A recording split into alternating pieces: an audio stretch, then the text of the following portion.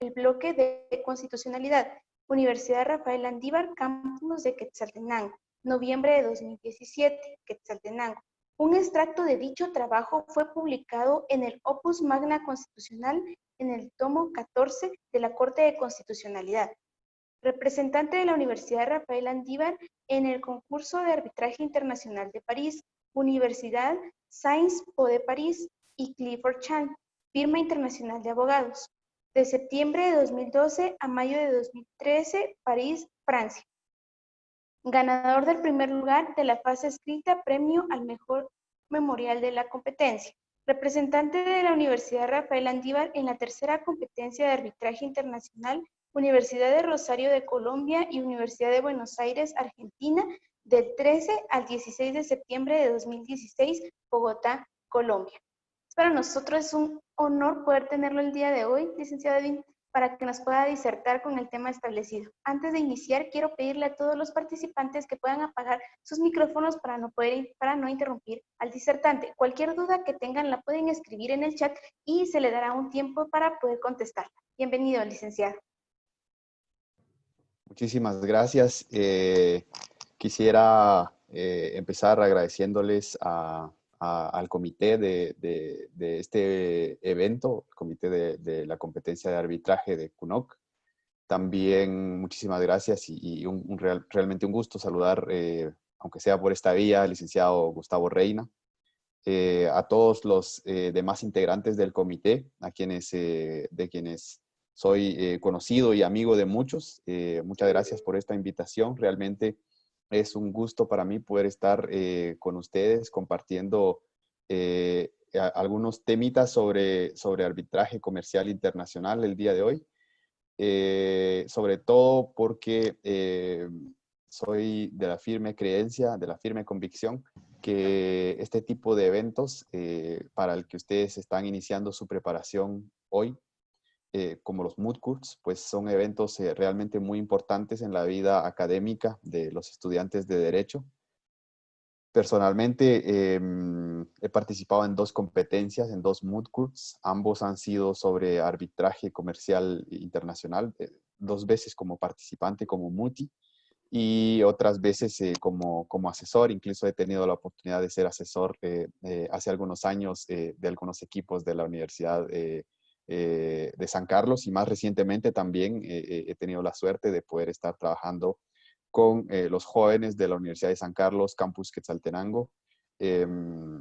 Realmente me puedo dar cuenta que hay mucho talento, hay mucha inteligencia en CUNOC, y qué bueno que lo sepan aprovechar de esta manera. Pues me invitaron hoy para hablarles un poquito, para darles una pequeña introducción sobre el tema del arbitraje, que es lo que ustedes van a estar trabajando en los moot courts, en los que van a participar. Sin más, quisiera empezar con el tema, porque ustedes se van a dar cuenta que es bastante extenso. Vamos a tratar de ver algunas generalidades el día de hoy. El mundo del arbitraje es un mundo bastante amplio, es un mundo bastante apasionante también. Realmente es una rama del derecho que se enriquece y se nutre cada vez más. Con sentencias de tribunales arbitrales, con artículos de doctrina, entre otros. Entonces, no les tengo, no había previsto pasarles una presentación. Sin embargo, al final, pues sí preparé una pequeña guía para mí, pero creo que es más oportuno no proyectarla para que esto pueda, creo que si no proyectamos esto puede haber una interacción un poco más directa. Entonces, la tengo por acá. Si ustedes quieren que se las comparta al final, con muchísimo gusto se los puedo compartir. Quisiera entonces iniciar a hablarles de arbitraje haciendo una breve referencia a 2 ramas del arbitraje, a 2 tipos de arbitraje que son los más comunes y sobre los cuales ustedes tienen que tener una clara distinción, tienen que saber diferenciarlos. Y entonces se trata acá del arbitraje comercial internacional y del arbitraje de inversiones. son dos tipos de arbitraje totalmente distintos. La competencia que ustedes tendrán será sobre arbitraje comercial internacional y no sobre arbitraje de inversiones. Realmente sí hay muchas diferencias entre estas dos clases de arbitraje. Entonces, algunas generalidades. ¿Qué es el arbitraje en sí? Es posible que la mayoría de ustedes sí haya recibido algún curso sobre arbitraje comercial internacional. Es posible que otros estén en semestres un poco menos avanzados que el resto de sus compañeros.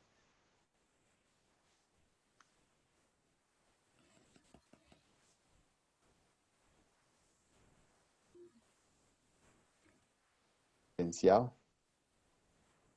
Ok, creo que ya me escuchan nuevamente. Entonces, les comentaba que tenemos estas dos clases de arbitraje. Pero, ¿qué es el arbitraje en sí? ¿En qué consiste el arbitraje? Miren, lo voy a plantear de manera, como les decía, lo más sencilla posible para que todos podamos tener esa introducción desde el inicio, desde las bases más comunes. Entonces, el arbitraje pues es conocido como un método de los denominados RAC, un método de resolución alternativa de conflictos. ¿Por qué se llama, por qué es denominado un método de resolución alternativa? Porque normalmente cuando surge un conflicto jurídico, estamos hablando del mundo de lo jurídico, cuando surge un conflicto, un litigio entre dos o más partes, dos o más sujetos, pues la legislación interna de un Estado contempla mecanismos para resolver ese conflicto. Entonces, en Guatemala, cuando tenemos un conflicto de carácter civil o un conflicto de carácter mercantil, pues recurrimos al Código Procesal Civil y Mercantil, al Código de Comercio, para conocer cuál es la vía, cuál es el procedimiento que regula la ley, por medio del cual vamos a poder resolver nuestra controversia o la controversia surgida. Entonces, en muchos casos se trata de juicios ordinarios, juicios sumarios, entre otros. Entonces, esa es la vía que podemos denominar una vía ordinaria. Esa es la vía común, la vía que la ley contempla para todos los litigios. Entonces, una vía alternativa es el arbitraje. Por eso se denomina entonces método alternativo de resolución de conflictos. Entonces, el arbitraje permite o le permite a aquellas partes, a aquellos sujetos que tienen un conflicto, resolverlo mediante un procedimiento distinto a aquel que la ley contempla como el procedimiento ordinario, el procedimiento común. Entonces, esa es la función del arbitraje, resolver conflictos. Al final, los árbitros emiten también un laudo, emiten una sentencia que en el mundo del arbitraje es conocido como un laudo arbitral, pero es básicamente es solo un cambio en la denominación porque es lo mismo que una sentencia. El tribunal emite un laudo arbitral. Este laudo arbitral es obligatorio para las partes que tuvieron el litigio, las partes que sometieron su controversia a este tribunal arbitral. Es obligatorio para dichas partes.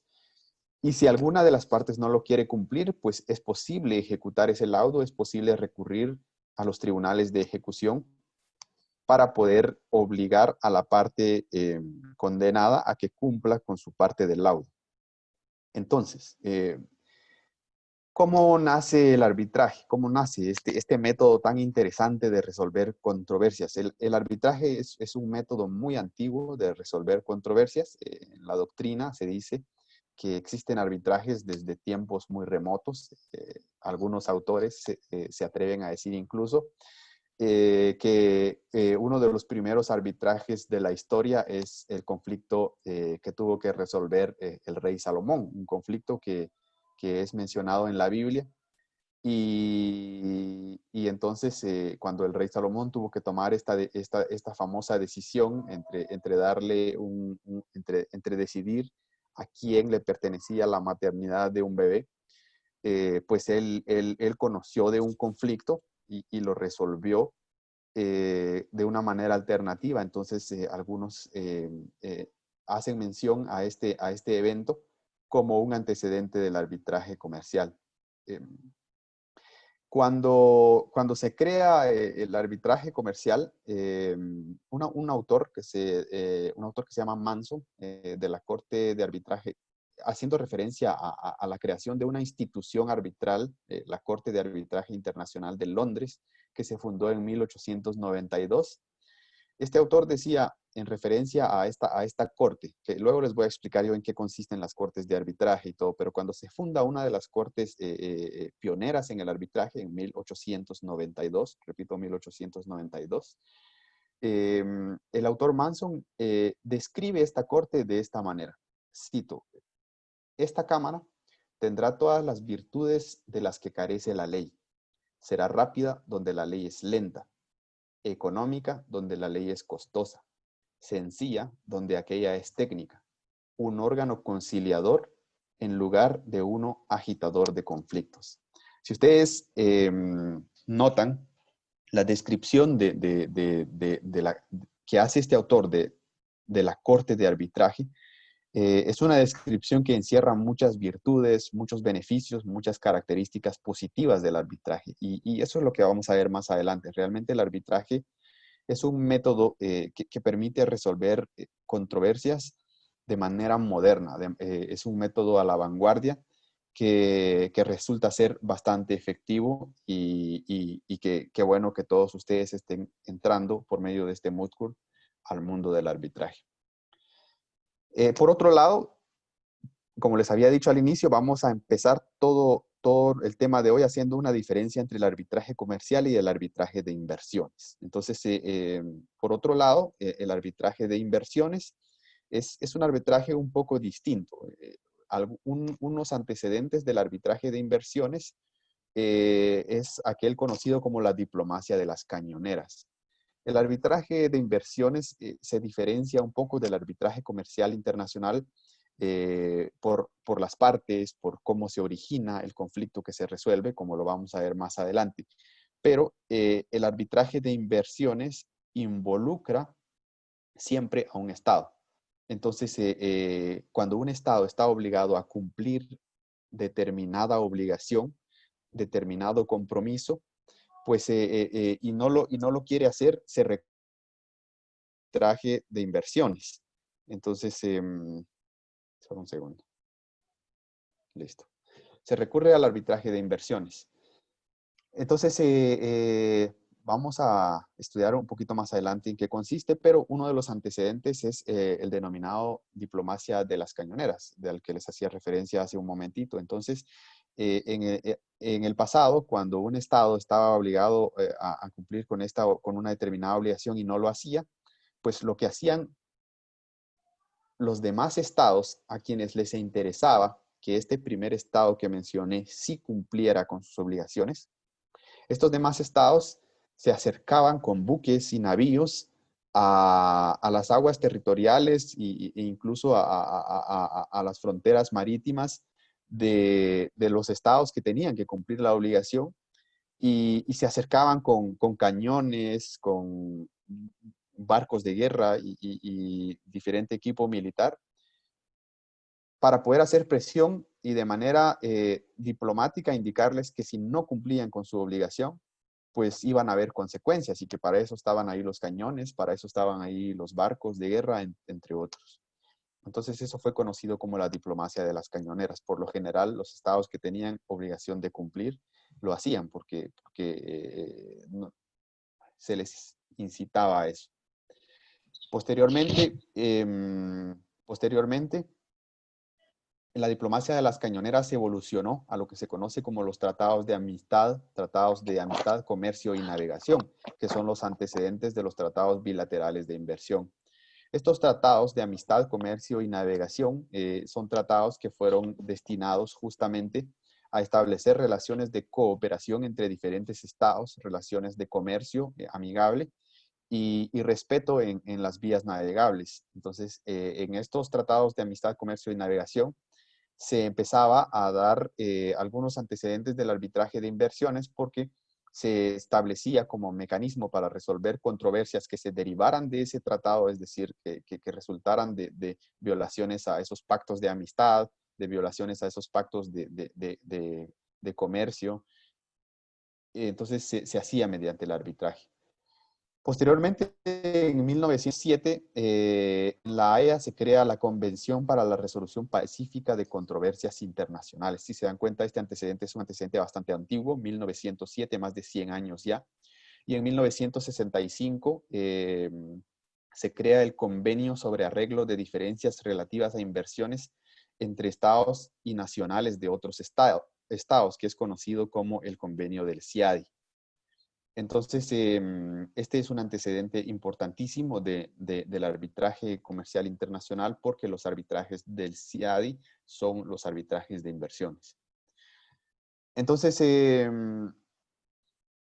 pasando específicamente al arbitraje comercial, vamos a regresar al arbitraje de inversiones. Quisiera hablarles de 5 puntos en específico, como a manera introductoria, sobre este tipo de arbitraje. Vamos a empezar entonces con características y algunas clasificaciones del arbitraje comercial. Vamos a continuar con el acuerdo de arbitraje. Vamos a hablar sobre la ejecución del acuerdo de arbitraje. Vamos a hablar sobre el significado del término internacional y por último vamos a hablar sobre el término comercial. Entonces, empecemos con características y algunas clasificaciones del arbitraje comercial. Entonces, aquí es donde les pido que pongan muchísima atención porque a ustedes les va a interesar muchísimo en esta competencia del arbitraje comercial, porque sobre este tópico es que se basa la competencia y la controversia que ustedes van a tener que resolver. Las características del arbitraje. Más adelante vamos a hablar de otras instituciones, pero lo importante para hablar de las características del arbitraje es haber entendido que se trata de un mecanismo que se utiliza para resolver controversias.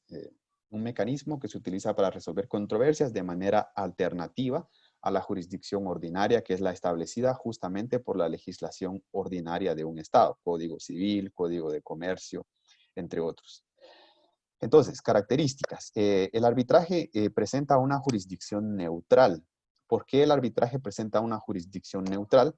La razón es porque, al igual que lo hace un tribunal ordinario, entonces quiero que hagamos esta distinción. Siempre les voy a hacer referencia a un tribunal ordinario y a un tribunal arbitral. El tribunal ordinario son los tribunales constituidos, digamos, por cada uno de los estados, con jueces que son nombrados por el estado, por diputados, como sea que sea su nombramiento. Son jueces que son remunerados por el Estado y que funcionan bajo la estructura de un órgano judicial. Entonces, cuando hago referencia a tribunales ordinarios, por favor piensen en tribunales que pertenecen a un órgano judicial, como en Guatemala al organismo judicial.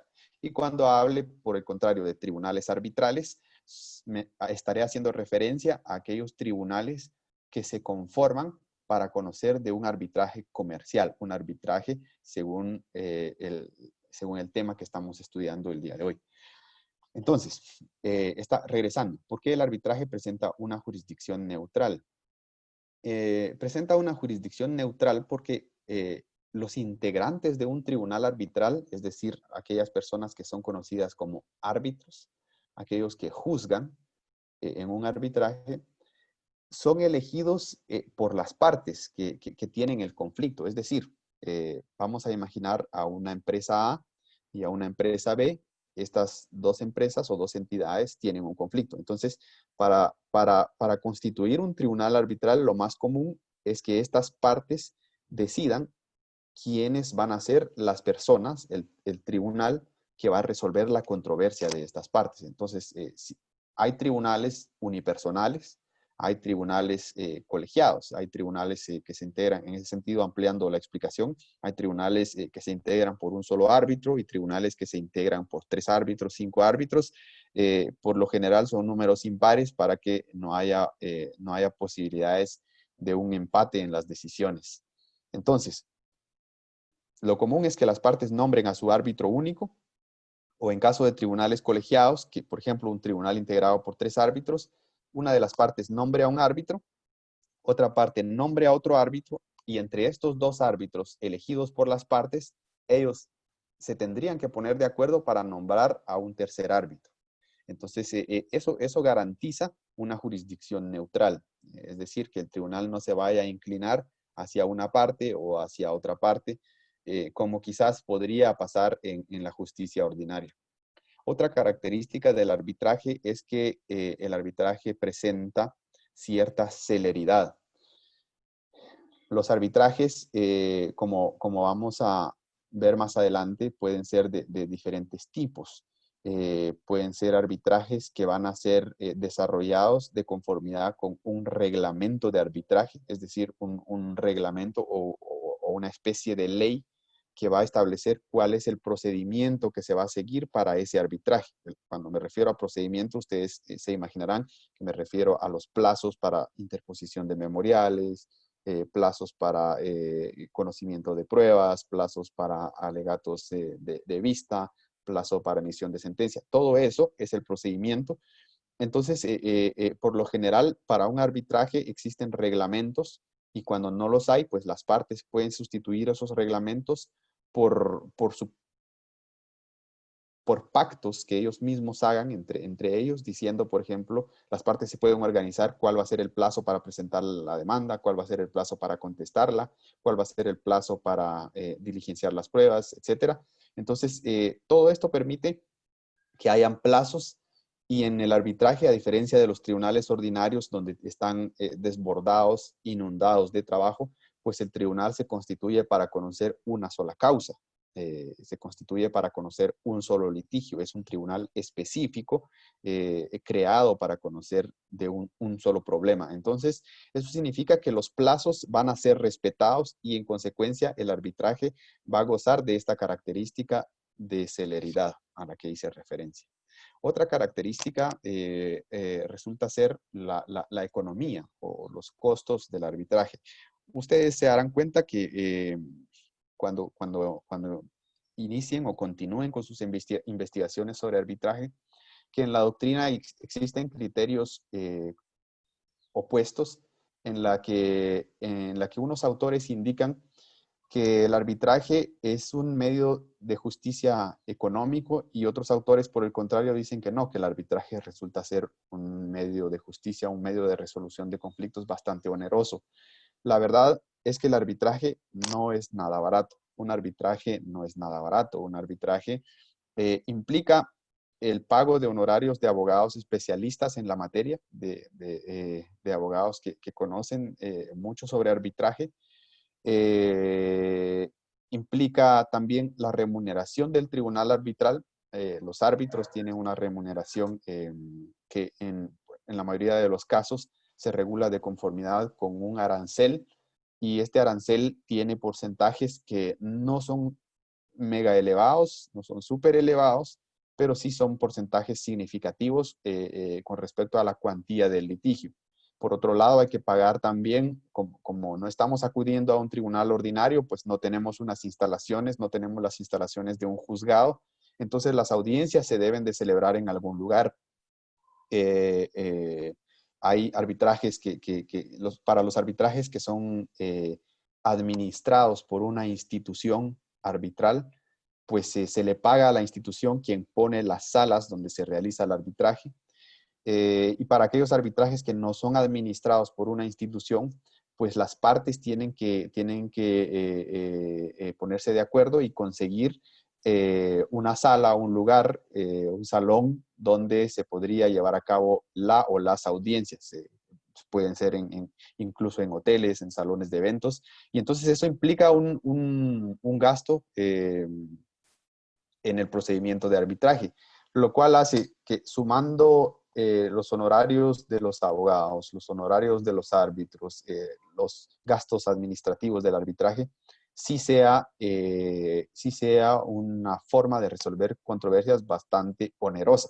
Sin embargo, si comparamos el total invertido en un arbitraje con lo que se le tendría que pagar a un grupo de abogados por llevar una controversia durante años en la justicia ordinaria, pues en muchas ocasiones resulta que es más oneroso llevarlo en la justicia ordinaria. Además de que la onerosidad no resulta únicamente de los honorarios o de los gastos propios del procedimiento, sino también de las consecuencias que puede tener.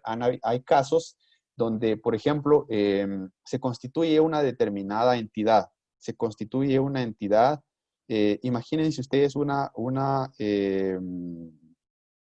imagínense ustedes una entidad, por ejemplo, que se va a dedicar a la venta de alimentos. Y en algún momento algún otro comerciante pues adquiere productos alimenticios de esta primera entidad y surge un litigio porque los alimentos que le fueron proporcionados no son de la calidad que se había pactado. Y es más, estos alimentos tienen características negativas y son dañinos para la salud, por ejemplo. Entonces se inicia un arbitraje. No, empecemos con lo primero. Se inicia un procedimiento ordinario y quizás en la justicia ordinaria pues se den medidas cautelares, se den algunos embargos. Imagínense que se le haga un embargo de cuentas a esta entidad que fabrica o que produce los alimentos y que en el embargo de cuentas se le haga un embargo de casi la totalidad de su capital. Entonces, este embargo y que se hagan, por ejemplo, algunos secuestros de bienes, entre otras medidas que pueda tomar un tribunal ordinario. Y el problema es que este procedimiento va a durar en la justicia ordinaria años. Va a durar 5 años, puede durar 8 años, y eso sin contar que después vendrían las apelaciones, después vendrían las casaciones, después vendría el amparo. Entonces puede durar realmente muchísimos años. Entonces, tener embargadas las cuentas de una entidad por esa cantidad, por ese lapso de tiempo, o tener algún otro tipo de medidas por ese lapso de tiempo, puede ser algo sumamente perjudicial, sumamente letal para algunas entidades o para algunas personas quienes no van a poder disponer de sus bienes durante tanto tiempo. Entonces, eso hace que la justicia ordinaria sea más onerosa, porque es mejor hacer un desembolso un poco alto para pagar a los abogados, a los árbitros y a la institución arbitral, pero tener resuelto el problema en menos de un año o en un año. Por eso es que el arbitraje entonces es bastante económico.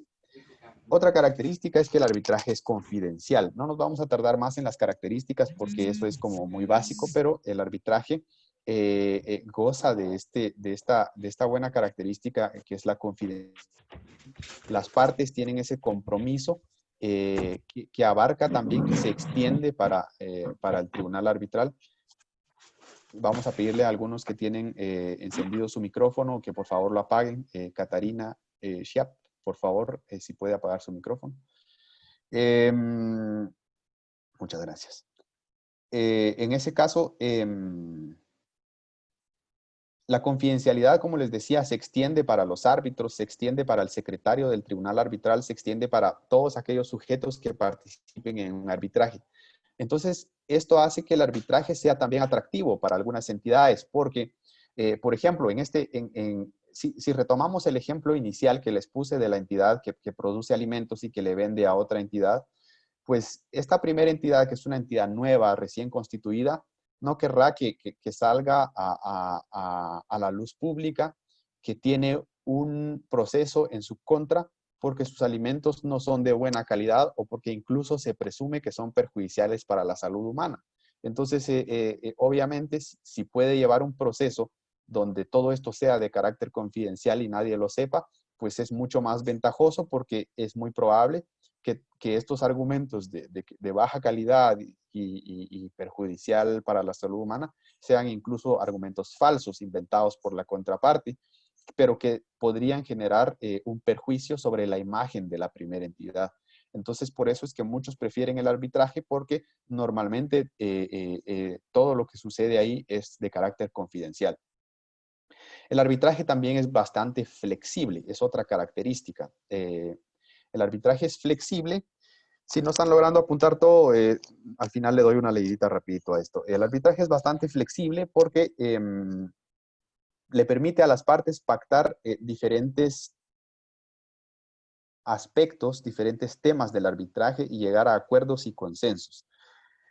Por ejemplo, las partes pueden elegir a su tribunal arbitral, pueden elegir a los integrantes de su tribunal arbitral, pueden elegir a sus juzgadores. Entonces, eso es sumamente ventajoso. Las partes pueden elegir qué institución va a administrar el arbitraje. En Guatemala existen dos instituciones muy conocidas que administran arbitrajes. Una le pertenece a la Cámara de Comercio y otra le pertenece a la Cámara de la Industria. La primera es el SENAC y la otra es conocida como CRESIG. Ahí les queda como tareita investigar el nombre completo de cada una de estas entidades, SENAC y CRESIG. Entonces, las partes pueden elegir quién conoce su arbitraje, o sea, qué entidad lo administra, porque es diferente. Hay una diferencia entre quien administra el arbitraje y quien resuelve el arbitraje. Es decir, unos lo administran como una institución, es decir, proveen salones, proveen equipo técnico, proveen un lugar para recibir memoriales, proveen copias, fotocopias, etc. Esto hace la institución que administra. Su tarea es eminentemente administrativa, mientras que los que juzgan o los que conocen del arbitraje son los integrantes del tribunal arbitral, el tribunal arbitral. Entonces es diferente. Pero sin embargo, a pesar de que hay diferencias, las partes pueden elegir no solo a la institución que administra, sino que también pueden elegir al tribunal que va a conocer del arbitraje. ¿Qué más pueden elegir las partes? Las partes pueden elegir que la institución no sea necesariamente una institución guatemalteca, puede ser una institución mexicana, salvadoreña o de otro país. Las partes pueden elegir el idioma del arbitraje. Las partes pueden elegir la sede del arbitraje. Puede hacerse en Quetzaltenango, puede hacerse en Guate, puede hacerse en algún otro lugar, en México, puede hacerse en El Salvador, donde sea. Y entre otras cosas que las partes pueden elegir, el reglamento, el tiempo que va a durar el arbitraje, etc. Por eso es que el arbitraje es flexible. El arbitraje presenta otra característica también que es conocida como la del reconocimiento internacional del laudo. Cuando un arbitraje es un arbitraje internacional, no hay mayor problema con eso. Las partes no deberían de tener temor en que el laudo que se va a emitir, en que el laudo que resultará de ese arbitraje no sea reconocido por el Estado donde se deba cumplir con la obligación que surge del laudo. Porque existen tratados internacionales ratificados por la mayoría de países del mundo donde, o por medio de los cuales los estados se comprometen a reconocer los laudos que son dictados en otros países y que son de carácter internacional siempre y cuando cumplan determinados requisitos específicamente establecidos en el convenio, en ese convenio o tratado internacional. Entonces, hay seguridad jurídica porque eso está previamente establecido en un convenio de carácter internacional. Entonces, las partes no tienen que preocuparse, el laudo va a ser reconocido. Otra característica es la ejecutoriedad del laudo. Si el laudo es reconocido, si en algún momento una empresa mexicana tuvo un conflicto con una empresa guatemalteca y el arbitraje que resolvió ese conflicto fue llevado en México, pero se condenó a la empresa guatemalteca, obviamente la obligación va a tener que ser cumplida, o sea, en la mayoría de casos, en este caso supongamos eso, que la obligación va a tener que ser cumplida en Guatemala. Entonces el laudo fue emitido en México, la obligación tiene que ser cumplida en Guatemala. Si el Estado de Guatemala, por haber ratificado convenios internacionales donde se obliga a reconocer determinados laudos, está obligado a reconocer esos laudos, por esos mismos convenios también está obligado a ejecutar esos laudos. Es decir, que la empresa mexicana, en caso la empresa guatemalteca no quiera cumplir con la condena que se le hizo por medio del laudo, pues la empresa mexicana sin ningún problema puede comparecer ante los tribunales guatemaltecos e iniciar un procedimiento de ejecución del laudo arbitral. Y los tribunales guatemaltecos, en aplicación de los convenios internacionales y del derecho internacional, están obligados, los tribunales y el Estado en general, a ejecutar ese laudo. Entonces no se pueden negar, se tiene que ejecutar. Y esa es otra característica muy atractiva del arbitraje. Un par de características más. El laudo arbitral no es apelable, es decir, la sentencia que se emite en el arbitraje, por lo general, en la mayoría de jurisdicciones del mundo, específicamente sí lo es en la guatemalteca, los laudos no son apelables. O sea, cuando digo específicamente en la guatemalteca es el caso, me refiero a que en la jurisdicción guatemalteca la ley de arbitraje sí excluye la apelación como un recurso en contra del laudo. Es decir, un laudo emitido en Guatemala no se puede apelar. Y eso pasa en la mayoría de jurisdicciones del mundo. Y finalmente, otra característica que quisiera mencionarles es la idoneidad y especialidad de los árbitros. Por lo general, puesto que las partes pueden elegir a sus árbitros, eligen a personas idóneas, capaces, profesionales en la materia o en la materia de la cual surge la controversia. Ustedes sabrán que pueden haber grandes controversias, por ejemplo, entre entidades que se dedican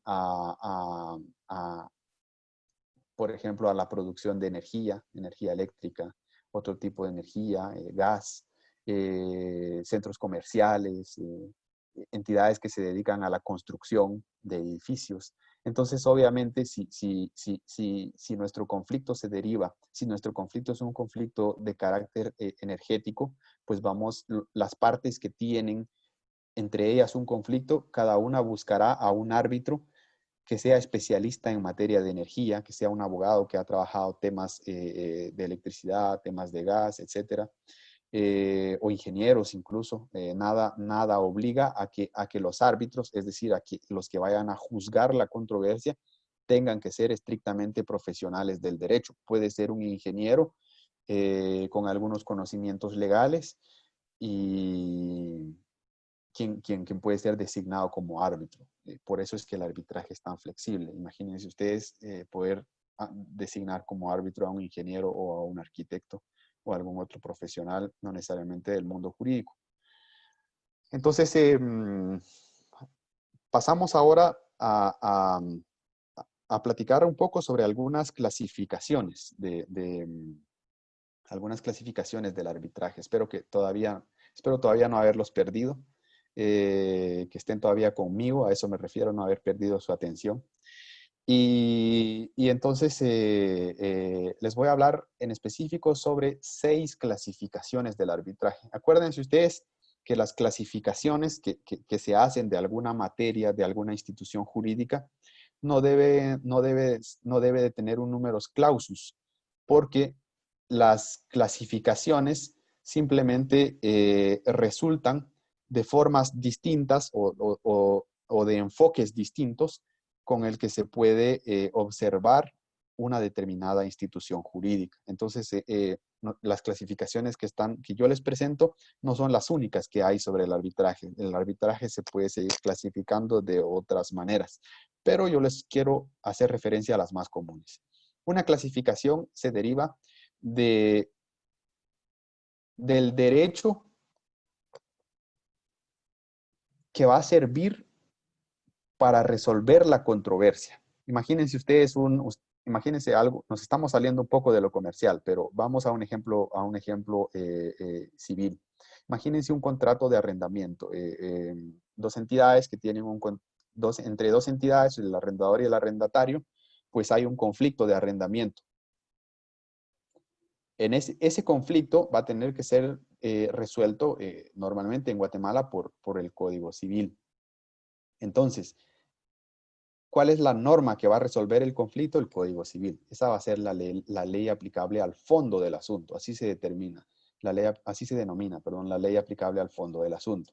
La ley aplicable al procedimiento va a ser el Código Procesal Civil y Mercantil, porque el Código Procesal Civil y Mercantil va a ser esa norma o esa ley que nos va a determinar por el procedimiento que se tiene que seguir, las etapas que se tienen que seguir para resolver ese conflicto que resulta de un arrendamiento.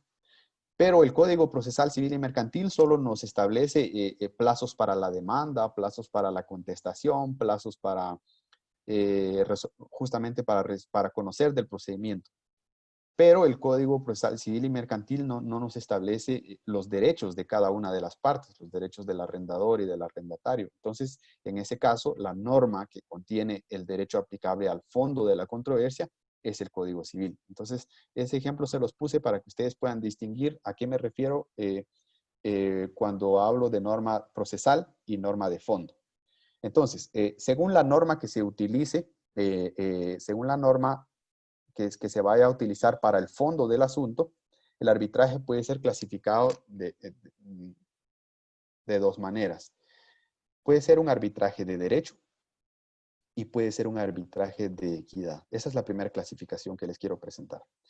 ¿Cuándo es un arbitraje de derecho? Un arbitraje es de derecho cuando existe una norma específicamente determinada que va a servir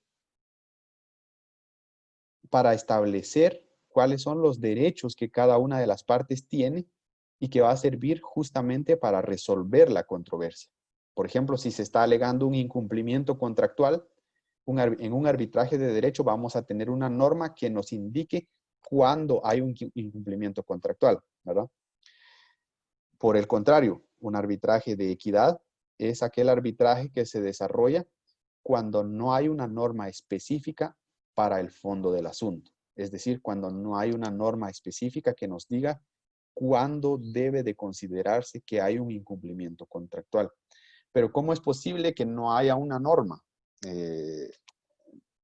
Puede ser un poco difícil de imaginar al inicio, un poco inconcebible, pensar en que una determinada relación jurídica no tenga una norma para resolver la controversia, pero sí existe esa posibilidad. Por eso es que el arbitraje es flexible.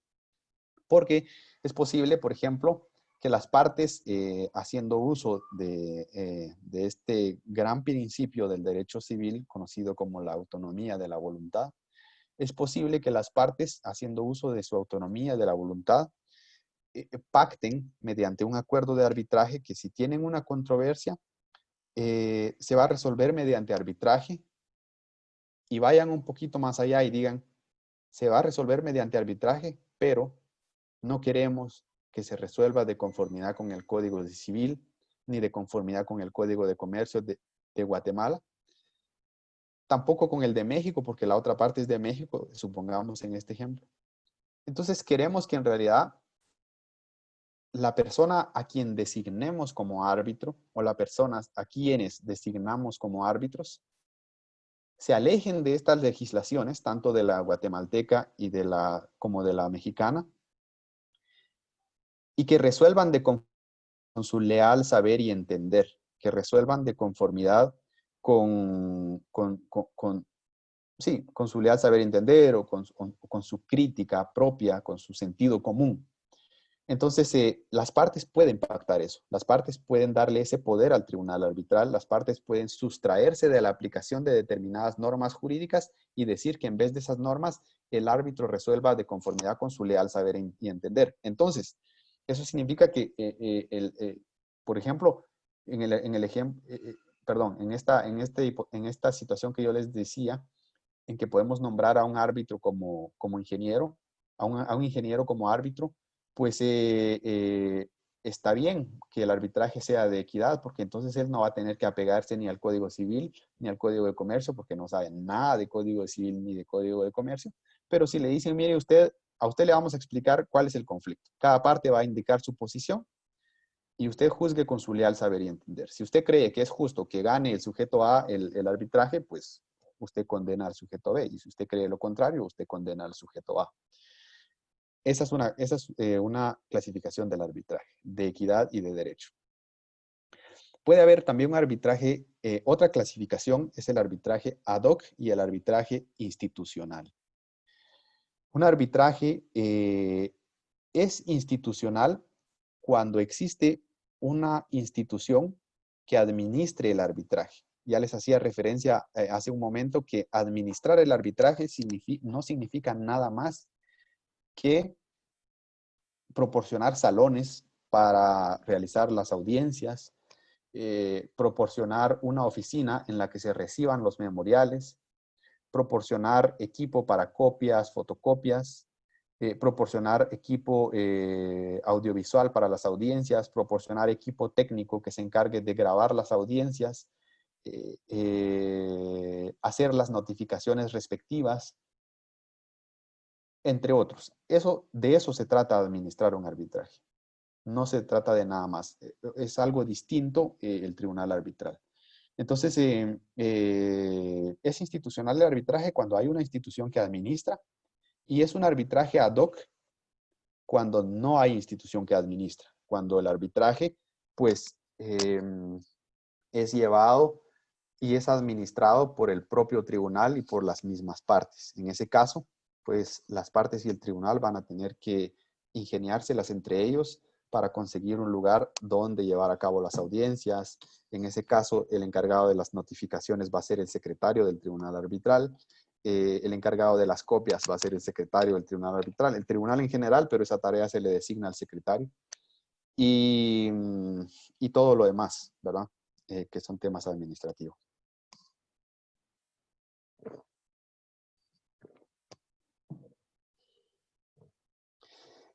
Otra clasificación. El arbitraje puede ser comercial y puede ser de inversiones, que es lo que estamos, de lo que no hemos salido todavía, ¿verdad? No hemos hecho todavía esa distinción clara entre qué es comercial y qué es de inversiones, pero ya lo vamos a seguir viendo. El arbitraje puede ser público y privado, pues hay arbitrajes públicos, existe la Corte Internacional de Arbitraje, que conoce de arbitrajes, donde la mayoría de sujetos son entidades públicas, y también están los arbitrajes privados, que son por lo general los arbitrajes comerciales y los arbitrajes civiles. Tenemos también arbitrajes que se clasifican como bilaterales y multilaterales. Lo que trato de decir acá es que según si las partes sean únicamente dos, el arbitraje va a ser bilateral, o si las partes son más de dos, estaríamos entonces en presencia de un arbitraje multilateral. Un arbitraje puede ser nacional o internacional. Las características, por lo general, lo que se hace es definir qué es un arbitraje internacional, y cuando no sea internacional, pues va a ser nacional. Entonces, ¿cómo se define o cómo identificamos si estamos en presencia de un arbitraje internacional o no? Estamos en presencia de un arbitraje internacional en diferentes momentos. Es un tema que voy a ver en un momento con ustedes, de aquí a unos 4 minutitos más o menos. Entonces lo dejamos pendiente. Ok, siguiendo sobre arbitraje comercial, me gustaría platicarles un poco sobre el acuerdo de arbitraje. Se dice que el acuerdo de arbitraje es la piedra angular del arbitraje comercial, es realmente la base del arbitraje. Del acuerdo de arbitraje, el tribunal arbitral su competencia para conocer de un determinado conflicto. Por medio de un acuerdo de arbitraje, las partes hacen uso de su derecho de autonomía, de voluntad, y por medio de esta autonomía de voluntad se sustraen de la justicia ordinaria, se sustraen de que su conflicto sea conocido por un tribunal ordinario, y entonces se comprometen a que se resuelva por un medio de un tribunal arbitral. Entonces, cuando se habla de acuerdos de arbitraje, algunas veces se habla también de cláusulas compromisorias y compromisos arbitrales. Todo esto realmente, si profundizamos, sí puede tener definiciones distintas, o sea, estos conceptos, acuerdo, cláusula y compromiso. Sin embargo, al final hace referencia a básicamente lo mismo, en el sentido que por medio de un acuerdo, por medio de una cláusula y por medio de un compromiso, las partes pactan acudir al arbitraje. La diferencia es que pueden pactarlo antes de que surja la controversia, o sea, si nos ubicamos en una línea del tiempo, si las partes pactan ir al arbitraje antes de que surja la controversia, pues estaríamos hablando de un compromiso, de una cláusula compromisoria, perdón. Y si las partes, si las partes pactan ir al arbitraje, cuando el conflicto ya nació, estaríamos en presencia de un acuerdo de arbitraje. Asimismo, el acuerdo de arbitraje tiene que ser estudiado y tiene que ser analizado desde el punto de vista de su validez. Es posible que en algún momento, imagínense ustedes, que en algún momento dos entidades, entidad A y entidad B, entre ellas tengan un acuerdo de arbitraje. Y una vez nacido el conflicto, una de estas dos partes acuda justamente a un tribunal arbitral, o sea, trate o intente iniciar con el arbitraje, y que uno de los argumentos de la otra parte sea decir, pues el acuerdo de arbitraje es nulo o el acuerdo de arbitraje es inválido. Entonces yo no tengo por qué acudir al arbitraje. En todo caso, si me quiere demandar, demándeme en la jurisdicción ordinaria. Entonces, por eso, de ahí la importancia de estudiar la validez del acuerdo arbitral. También voy a hacer referencia a esta validez del acuerdo arbitral más adelante. No se preocupen, no me voy a olvidar de todos estos temas de los que estoy diciendo que me referiré en adelante, porque tengo aquí unos pequeños apuntes que son como mi pequeño chivo para no olvidarme de nada. Las partes en el acuerdo arbitral. También, en un acuerdo arbitral tenemos obviamente dos o más partes quienes deciden someter su controversia a un arbitraje bajo determinadas condiciones. Muy bien. Ejecución del acuerdo de arbitraje. Pues hablemos un poco sobre ejecución. Imagínense ustedes, tal como yo les decía, que una de las partes no quiera, después de haber pactado acudir al arbitraje, no quiera acudir al arbitraje y prefiera la justicia ordinaria. Pues es imposible, es imposible. Media vez una determinada parte dio su consentimiento y se comprometió a que cualquier controversia o litigio se resuelva mediante un arbitraje, se tiene que honrar ese compromiso y se tiene que cumplir. Acuérdense que existe un principio muy conocido en el derecho civil, que es el principio del pacta sunt servanda, que todo lo pactado es ley entre las partes. Esto también aplica para los acuerdos de arbitraje. Entonces, un acuerdo de arbitraje genera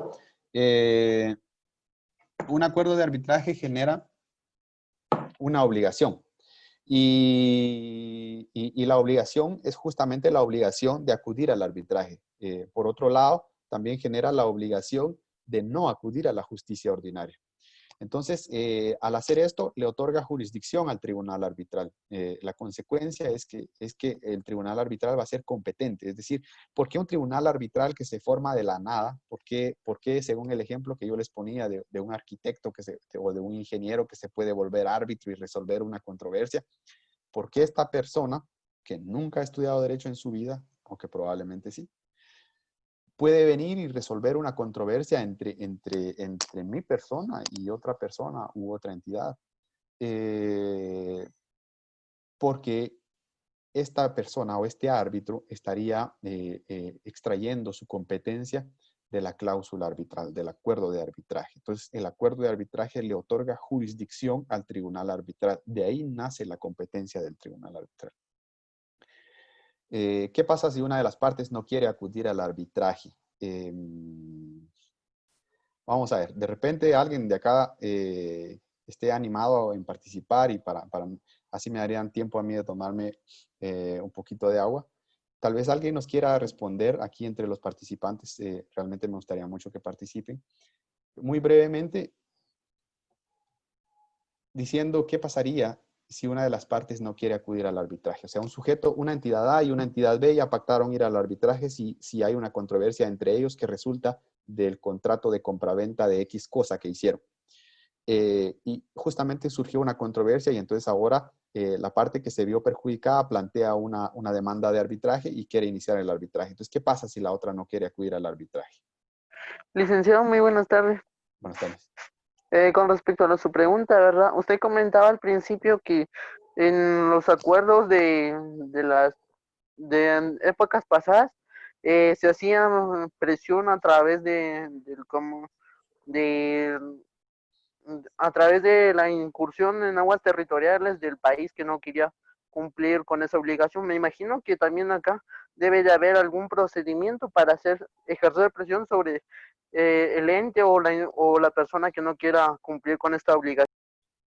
Excelente intervención, Juan. Muchísimas gracias. Yo creo que nos da la introducción, porque Juan plantea que debería de haber algo que obligue a la otra parte, así como la diplomacia de las cañoneras, pues no podemos llegar con la otra parte y ponerle cañones enfrente y decirle, bueno, o respeta este acuerdo o lo respeta, ¿verdad? Ya no podemos usar la diplomacia de las cañoneras, pero Juan tiene toda la razón en el sentido de que normalmente deberían de existir otros mecanismos. ¿Cuáles son esos mecanismos? Por ejemplo, imagínense ustedes que, eh, imagínense el caso en que justamente hay dos partes que tienen un conflicto, ¿verdad?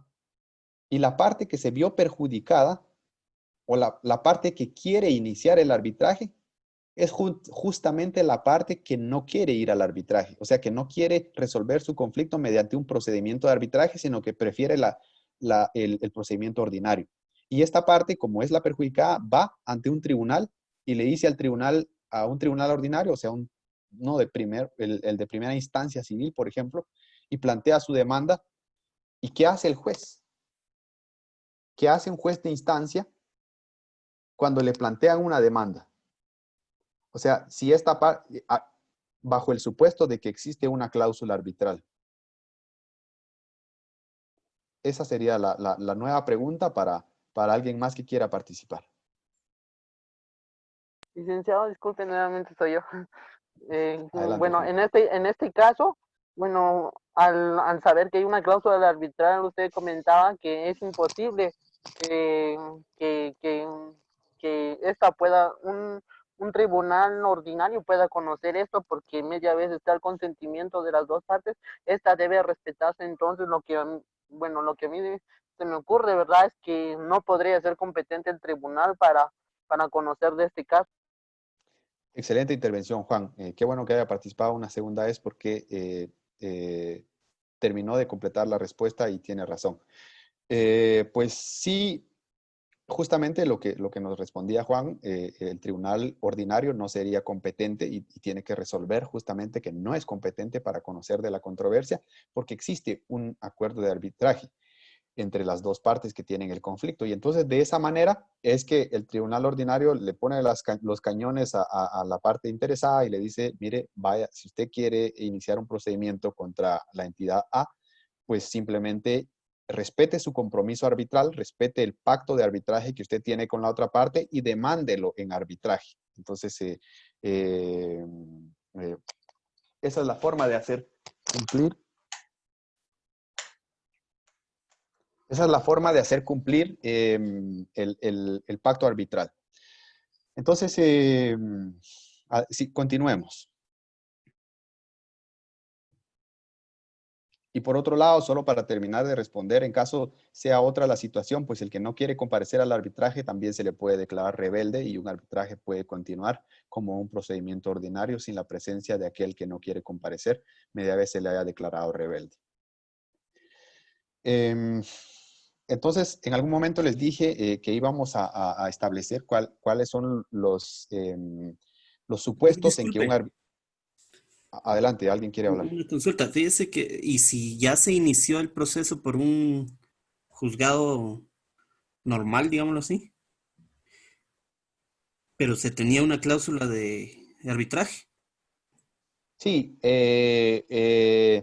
sea, usted nos plantea el supuesto en que el tribunal ordinario no se declare incompetente y que Ajá, y continúe ya haya conociendo. iniciado el proceso. Ajá. Sí, pues mire, ahí es donde los abogados tienen que estar despiertos, los abogados de las partes, y darse cuenta de que hay un acuerdo de arbitraje. Entonces, si se plantearían los recursos que procedan en contra de esta resolución del tribunal ordinario que decida, en la que decida declararse competente, ¿verdad? Se plantean los recursos que procedan, pudiendo llegar hasta un amparo para decir que el tribunal ordinario es incompetente y que si hay una controversia se tiene que resolver mediante arbitraje.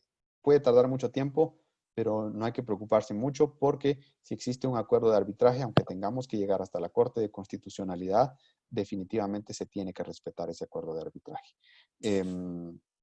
Continuamos. Entonces, Disculpe, ¿y serían solamente recursos o qué sería exactamente lo que se tendría que hacer en ese caso? Sí, definitivamente los recursos que la ley nos, dependiendo por medio de qué resolución estemos dándonos cuenta que el tribunal ordinario va a continuar con el procedimiento. Si emite específicamente una resolución para decir que es competente o si solo continúa conociendo el procedimiento, por ejemplo, declarando rebelde a una parte o señalando el periodo de pruebas o notificando para que comparezca. Según el tipo de resolución, el recurso que plantearemos será distinto también. Muchas gracias por su Muchas pregunta, gracias. Levi. Los invito a todos a que si tienen preguntas, las vayan apuntando y las planteemos al final de la exposición, por favor. Pero sí, por favor, totalmente invitados a apuntar sus preguntas que con gusto, con muchísimo gusto las vamos a responder. Muy bien. Regresando entonces a esta distinción entre cuáles son los elementos que nos van a permitir diferenciar entre un arbitraje internacional y uno nacional, porque les adelantaba que un arbitraje solo será nacional cuando no es internacional, ¿verdad? Es un poco simple. Los motivos de la distinción. Media vez haya intervención de un Estado en el proceso, hay como un motivo importante para hacer esta distinción. ¿Por qué? Porque si un Estado está interviniendo en un procedimiento arbitral, obviamente tendremos que aplicar derecho internacional, tendremos que verificar qué convenios son aplicables y entonces de ahí resulta importante saber si es un arbitraje nacional o internacional. ¿Por qué otra razón tenemos que saber si estamos en presencia de un arbitraje nacional e internacional? Porque para la ejecución del laudo,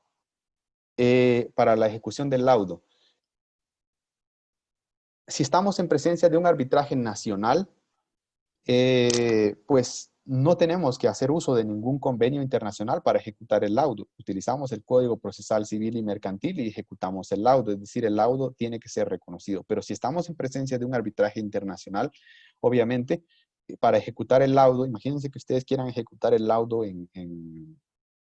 no sé, quieran ejecutar un laudo en Costa Rica, por ejemplo. Pues obviamente, para eso nos resulta importante determinar si es internacional o no el arbitraje, porque si es internacional, entonces seguramente Costa Rica tendrá procedimientos internos para la ejecución de laudos extranjeros y vamos a tener que seguir esos procedimientos si queremos que nuestro laudo sea ejecutado. Entonces, ¿cuáles son esos criterios para distinguir si es internacional o si no es internacional? El primer criterio es la nacionalidad de las partes. Media vez haya partes de distinta nacionalidad, estamos en presencia de un arbitraje internacional. Por otro lado, el carácter de la controversia. Si se trata de una controversia en la que las obligaciones se cumplen en estados distintos y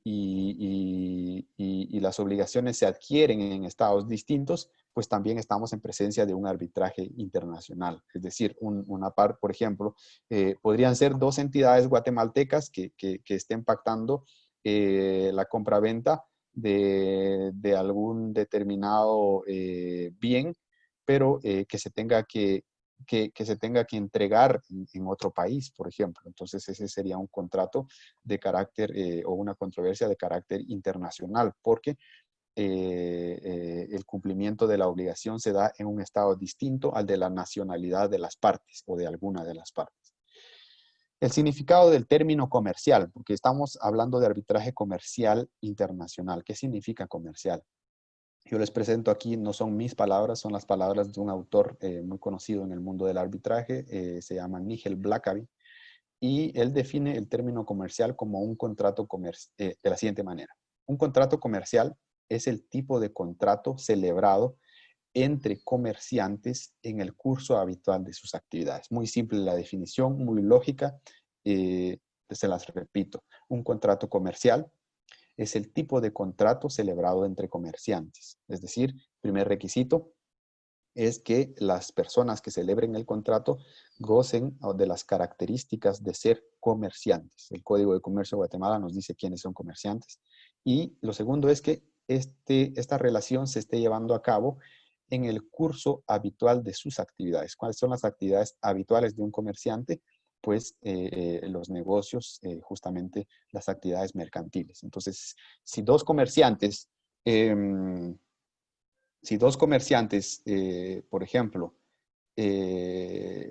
chocan, lastimosamente uno va en carro y uno va en moto y chocan, y el motorista, por ejemplo, quiere alegar o pretende cierta responsabilidad civil del otro comerciante que iba en un vehículo, en un carro, pues no estaríamos en presencia de un contrato comercial, a pesar de que las dos personas son comerciantes. ¿Por qué?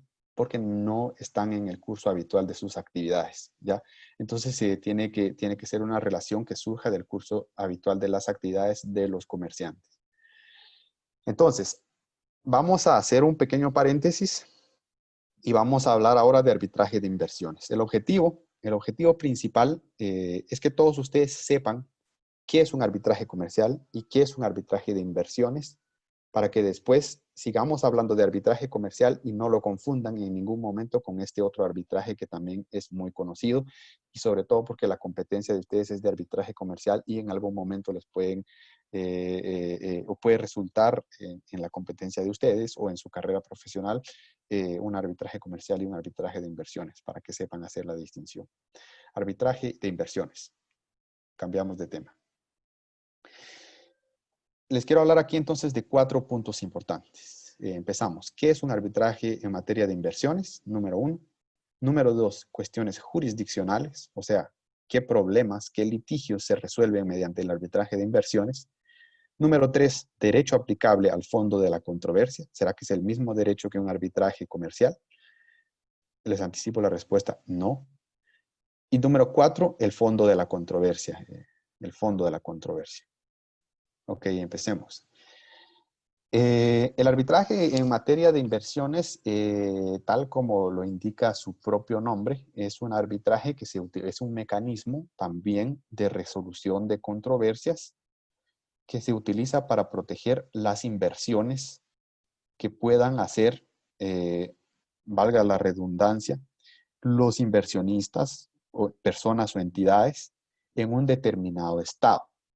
¿Ya? Por ejemplo, en Guatemala se puede lanzar en algún momento un llamado a inversiones y que se diga, por ejemplo, miren, tenemos muchos ríos en Guatemala y entonces hacemos un llamado a empresas hidroeléctricas de otros países para que vengan, instalen un par de hidroeléctricas en Guatemala, inviertan acá, generen trabajo acá y no se preocupen que nosotros vamos a proteger sus inversiones. Entonces, ¿qué pasa si después el Estado de Guatemala resulta con algunas cosas y por ejemplo, expropia a las hidroeléctricas o no puede asegurar algún tipo de derechos que tienen los inversionistas? Pues estaría incumpliendo con sus obligaciones de protección de las inversiones. Y entonces habría un conflicto entre los inversionistas y el Estado que promovió las inversiones. Y ese conflicto se resuelve mediante un arbitraje de inversiones. Entonces, en ese sentido, pues el arbitraje de inversiones se consolida como un mecanismo para resolver controversias en el derecho internacional de las inversiones. ¿Cuáles son las cuestiones jurisdiccionales aplicables al arbitraje de inversiones? Las cuestiones jurisdiccionales más importantes son 4. 1. Existe un tratado aplicable, es decir, en este caso no tenemos un pacto arbitral, como les mencionaba yo al inicio, en el arbitraje comercial, no tenemos un compromiso arbitral, lo que sí tenemos es un tratado aplicable. Bueno, para que me sigan viendo por ahí.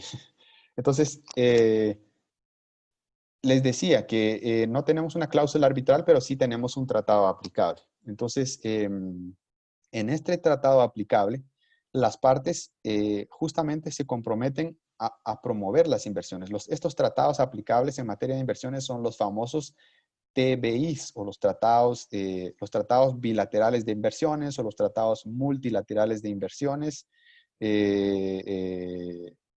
Son los tratados de donde surgen las controversias que se resuelven mediante arbitraje de inversiones. Estos tratados por lo general se hacen directamente entre dos estados o también pueden ser de carácter multilateral y se hacen entre varios estados, entre toda una región, toda Sudamérica, por ejemplo, demás. Otra cuestión jurisdiccional es que al existir un tratado, pues existen inversores protegidos. Es decir, los tratados se celebran, ustedes saben perfectamente que los tratados se celebran entre estados. Es decir, un tratado puede celebrarse entre Guatemala y México, Guatemala, El Salvador, Honduras, Guatemala, México, etc. Y quienes participan en la celebración de los tratados son estados, pero quienes se benefician no son los estados directamente, aunque sí tienen un cierto beneficio, pero también se benefician personas particulares, entidades privadas, sociedades, o personas particulares que van a ser denominados como inversionistas protegidos. Otra cuestión jurisdiccional es que existen inversiones protegidas, es decir, se protege por un lado a los inversionistas, se define quiénes son inversionistas y por otro lado se protege también a las inversiones y el tratado tiene que definir qué se considera como una inversión. ¿Será que será que el hecho de que un extranjero venga y construya una casa en Guatemala o un hotel mediano, hotel con capacidad para 20 huéspedes, se considera una inversión o no? Entonces, esto lo tiene que definir el tratado. Tiene que definir quiénes son los inversores, quiénes son los inversionistas, etc. Algunos... el inversor, otra cuestión jurisdiccional es el inversor tiene que probar al momento de que surja, de que quiera acudir a un arbitraje de inversiones, porque el demandado sería siempre un Estado. El demandante sería un inversionista, o sea, una persona particular. Entonces, si se dan cuenta, aquí siempre vamos a tener como uno de los sujetos, siempre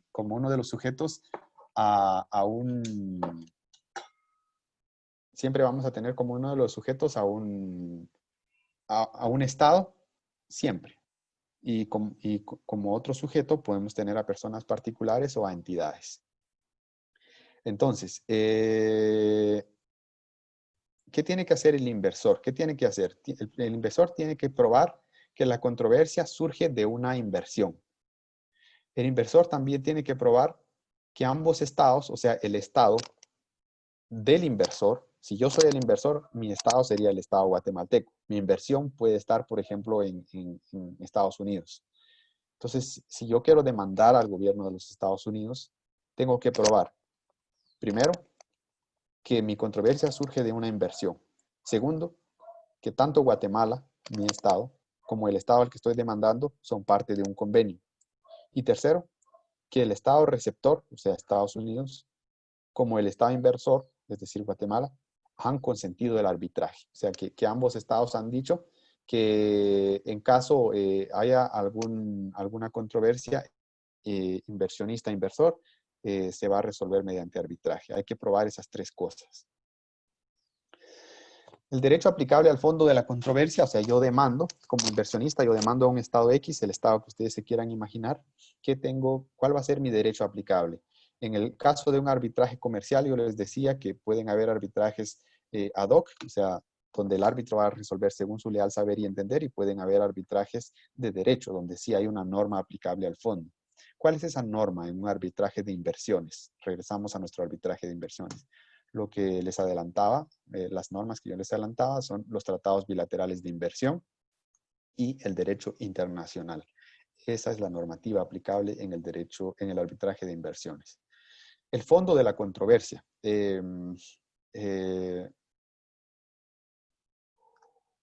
Por lo general, lo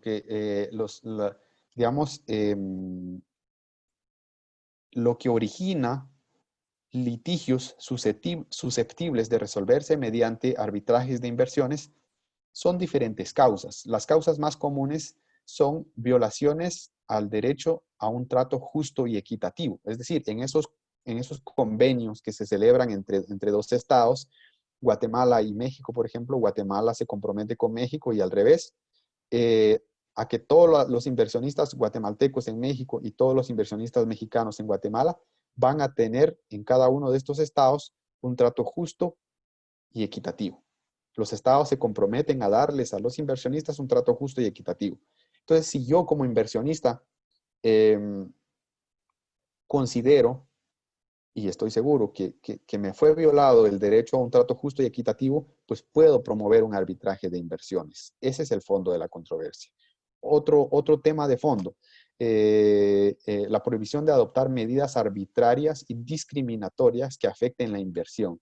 Imagínense ustedes el ejemplo que yo les ponía al inicio. Guatemala en algún momento dice, bueno, me refiero al ejemplo de las hidroeléctricas. Imagínense que en Guatemala hayan hidroeléctricas de otros países y hayan hidroeléctricas guatemaltecas. Y que el Estado diga, bueno, todas las hidroeléctricas guatemaltecas pues realmente van a tener una reducción o una exención de impuestos ahora que estamos en tiempos de pandemia. Lo sentimos mucho, no aplica para las hidroeléctricas que sean propiedad de entidades extranjeras. Ahí tenemos un trato arbitrario y un trato discriminatorio. Entonces, el inversionista extranjero puede sin ningún problema plantear un arbitraje de inversiones en contra del Estado guatemalteco que está adoptando ese tipo de medidas. Otra causa de este tipo de arbitrajes. Estoy en el tercer ejemplo, tercera causa. Prohibición de expropiación sin compensación pronta, adecuada y efectiva. Es decir, en algún momento los estados tienen que expropiar. Ustedes saben que es una facultad que tiene el Estado realizar expropiaciones. Pero cuando se trata de expropiaciones de propiedades que le pertenecen a inversionistas extranjeros, si la expropiación se realiza sin compensación pronta, adecuada y efectiva, se estaría violando un derecho de los inversionistas y puede dar origen a un tratado, a un arbitraje de inversiones. Otro derecho que surgen de esos tratados bilaterales de inversiones son es el famoso trato nacional y de la nación más favorecida. Entonces, el trato nacional y de nación más favorecida implica que los inversionistas extranjeros tienen que tener el mismo trato que tienen los inversionistas nacionales, trato nacional. Trato de la nación más favorecida, es decir, que si hay 4 inversionistas extranjeros en Guatemala y que uno de esos inversionistas tiene un trato preferente, es el inversionista más favorecido. Significa que todos los demás tienen que tener el mismo trato que él. O sea, nadie puede tener, en resumen, nadie puede tener un trato diferente. Entonces, en conclusión, para establecer claramente ahora sí esta diferencia entre arbitraje comercial y arbitraje de inversiones, les voy a presentar 5 diferencias. Diferencia número 1, el arbitraje de inversiones es de derecho público. El arbitraje comercial es de derecho privado. 2. Las partes en el arbitraje de inversiones son entre inversionista y Estado. Siempre hay un Estado. Las partes en un arbitraje comercial son comerciantes. 3. Estamos viendo las diferencias entre arbitraje de inversiones y arbitraje comercial. 3. Los arbitrajes de inversiones se derivan de incumplimientos de tratados. Los arbitrajes comerciales se derivan de incumplimientos contractuales. Es decir, la norma incumplida es distinta. Por un lado, en el arbitraje de inversiones son tratados y por otro, en el arbitraje comercial son contratos. 4. Los laudos o las sentencias, técnicamente, con el nombre técnico correcto son laudos. Los laudos de un arbitraje de inversiones son públicos, son laudos que se publican, que están en la página del CIADI, del Centro Internacional de Arreglo de Diferencias Relativas a Inversiones. Mientras que los laudos de un arbitraje comercial, por el principio de confidencialidad, al que también hice referencia, son confidenciales. Esos laudos no se publican, a menos que el tribunal arbitral tenga el permiso expreso de las partes de publicar el laudo para fines académicos o para algún otro fin. Pero por lo general no se publica. Esto hace que sea un poco difícil tratar de manera ilustrativa de presentarle precedentes de laudos o laudos arbitrales a los tribunales para que juzguen en el mismo sentido, digamos. La regla del precedente no aplica en el arbitraje, pero se complica aún más porque los laudos son confidenciales. Y la última diferencia es que en el arbitraje de inversiones, bueno, esto no es una diferencia, es una similitud. En el arbitraje de inversiones puede haber arbitraje institucional y ad hoc, y en el arbitraje comercial también puede haber institucional y ad hoc. Espero que haya quedado claro. Y entonces yo creo que nos quedan unos 5 o 10 minutitos más para desarrollar un par de temas más del arbitraje comercial, que es el arbitraje que a ustedes les interesa. Y si ustedes no están muy aburridos todavía, pues vamos a aprovechar estos 10 minutos y vamos a hablar de este par de temas antes de quizás tener una ronda de un par de preguntas por ahí. Entonces, vamos a hablar de tres temas en específico, de los cuales derivan otros temas. Quiero hablarles sobre el derecho aplicable en el arbitraje, porque les había indicado que lo abordaría más adelante. Quiero hablarles sobre las cláusulas compromisorias y compromisos arbitrales y sobre el procedimiento de arbitraje para que ustedes sepan cómo es un procedimiento de arbitraje, cuáles son a grandes rasgos las etapas de un procedimiento de arbitraje. Pasemos entonces al primer punto, el derecho aplicable. En el arbitraje, estamos ahora, por favor, en arbitraje comercial. Regresamos al arbitraje comercial. Todo lo que yo les hable ahorita es sobre ese tema. Entonces, voy a hacer referencia solo a arbitraje, pero me refiero a arbitraje comercial. El derecho aplicable al arbitraje. Tenemos que distinguir varios derechos aplicables en el arbitraje, pero principalmente tenemos que poder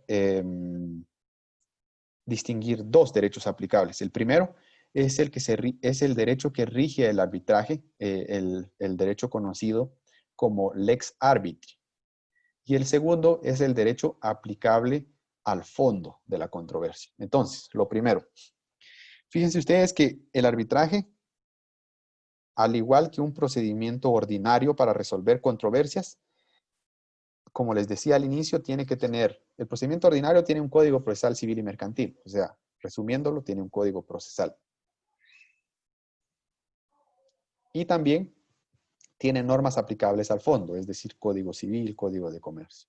El arbitraje igual, tiene normas procesales y normas de fondo. Entonces, las normas procesales en el arbitraje, es decir, las que van a definir los plazos, los tiempos de resolución, las pruebas que se pueden admitir, la forma de conocer las pruebas, todo lo que es eminentemente procesal se le denomina lex arbitri. Generalmente es elegida, bueno, en lo procesal pues siempre se aplica la norma elegida por las partes, pero también la ley del lugar del arbitraje. La ley del lugar del arbitraje es conocida como la lex loci arbitri, la ley del lugar del arbitraje. Entonces, ¿a qué me refiero con todo esto? No crean que es sumamente complicado, realmente no lo es. Si ustedes tienen un problema que quieren resolver mediante arbitraje y acuden, por ejemplo, a una institución para que les administre su arbitraje, esta institución, como en Guatemala lo son CRESIG y SENAC, tienen un reglamento de arbitraje. Ese es un reglamento de carácter procesal que determina el procedimiento de arbitraje desde el inicio hasta la emisión del laudo y un posible requerimiento de ampliación o aclaración del laudo. No apelación, ampliación o aclaración. O interpretación. Eso regula el reglamento. Pero aparte del reglamento, el Estado de Guatemala, que no es una institución de arbitraje, también tiene una ley de arbitraje, que es justamente donde se deja en claro que por medio de la autonomía de la voluntad de las partes pueden pactar acudir a un arbitraje, y la ley de arbitraje que se basa en una ley modelo, de una Comisión de las Naciones Unidas, justamente la Comisión de las Naciones Unidas para el Derecho Mercantil Internacional, Esta ley, la ley de arbitraje que se basa en esa ley modelo, pues contempla una serie de supuestos que sirven para encontrar soluciones cuando el reglamento de arbitraje, en caso haya un reglamento, no contiene ciertas disposiciones.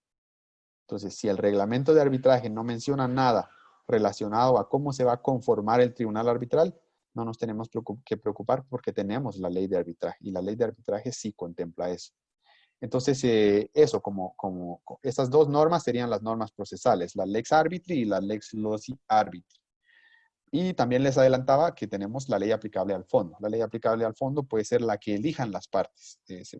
Gracias al principio de flexibilidad del arbitraje, las partes pueden elegir incluso la aplicación de un derecho extranjero. Es decir, se celebra un contrato en Guatemala entre una entidad guatemalteca y una entidad mexicana. Y ambas entidades deciden, hacemos nuestro contrato, a pesar de que la mercadería se va a entregar en Guatemala, queremos que la ley que rija nuestro contrato sea la ley mexicana, el Código Civil mexicano.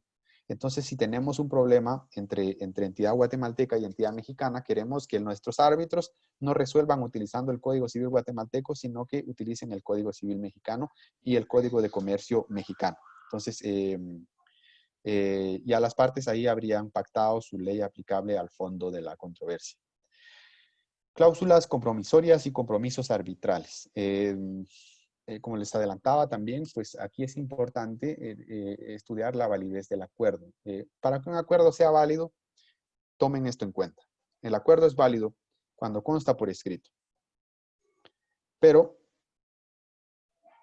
esto de que conste por escrito actualmente se apega a estándares bien modernos. Es decir, por escrito puede ser considerado un intercambio de correos electrónicos, por escrito puede ser considerado un intercambio de fax, entre otros. Es válido también cuando regula una relación jurídica, tiene que regular una relación jurídica, y cuando la cuestión que se está regulando es arbitrable objetivamente y subjetivamente. Por ejemplo, no podemos someter a arbitraje un asunto de derecho penal, aunque nuestro acuerdo diga, tomando en cuenta que yo, sujeto A, agredí al sujeto B el día de ayer, y que por esta agresión, pues, le causé ciertos daños que más o menos ambos calculamos que ascienden a 100,000 quetzales. Entonces, queremos llevar esto al arbitraje, o sea, queremos ver quién tuvo razón, si el accidente o si esta agresión fue culpa de él o fue culpa mía. Entonces, estamos haciendo esta cláusula arbitral para resolverlo mediante arbitraje. Entonces, esa cláusula no es válida, porque la materia arbitrable, lo que estamos llevando al arbitraje, no es arbitrable objetivamente, o sea, el objeto no es arbitrable. Y también tiene que ser arbitrable subjetivamente, o sea, como otra característica de la validez del acuerdo, en el sentido de que las partes tienen que tener la capacidad de ir a arbitraje. Por ejemplo, hay estados que en el mundo, que su propia constitución les dice, el estado de XXX no puede acudir nunca al arbitraje. Entonces, si viene el ministro de la defensa y para un contrato de compra-venta de helicópteros pacta con el proveedor de helicópteros que una controversia va a ser arbitraje, esa cláusula no es válida porque la constitución de su estado le prohíbe acudir al arbitraje. Entonces, carece de una arbitrabilidad subjetiva, o sea, la arbitrabilidad del sujeto. Entonces, eso es básicamente lo que define la validez. Estamos ya casi terminando. Las partes del acuerdo arbitral. Las partes tienen que tener entonces capacidad y básicamente, y también acuérdense que las partes en el acuerdo son siempre quienes dan su consentimiento. Pero en un arbitraje no solo están siempre aquellos que dieron su consentimiento para acudir al arbitraje. También es posible que en un arbitraje acudan, como ustedes lo van a poder estudiar más adelante conforme avancen en el mundo del arbitraje, ciertas personas que no dieron su consentimiento para acudir al arbitraje, a quienes se les llamará terceros no signatarios, o sea, terceros que no firmaron la cláusula arbitral, pero que por alguna razón están ahí metidos. Contenido de la cláusula arbitral. ¿Qué tiene que contener una cláusula arbitral? Mire, yo quiero que, la verdad estoy asesorando a una empresa y bueno, quisiera que que las controversias de ellos con todos sus contratistas se resuelvan mediante arbitraje. Entonces, ¿qué tengo que poner en mi cláusula arbitral? ¿Qué tengo que poner en mi acuerdo arbitral? Sencillo. Primero, el primer gran consejo es vean las cláusulas modelo. Hay cláusulas modelo de distintas instituciones arbitrales en el mundo. Esas son bien completas. Pero básicamente lo que contiene es, en su cláusula tienen que definir cuántos árbitros van a conocer la controversia. Tienen que definir cómo se va a constituir el tribunal. Es decir, quién nombra a los árbitros. Si cada uno nombra uno y entre estos dos nombrados nombran al presidente, o si todos los nombra una parte, o si la institución los nombra a todos, o quién nombra a los árbitros.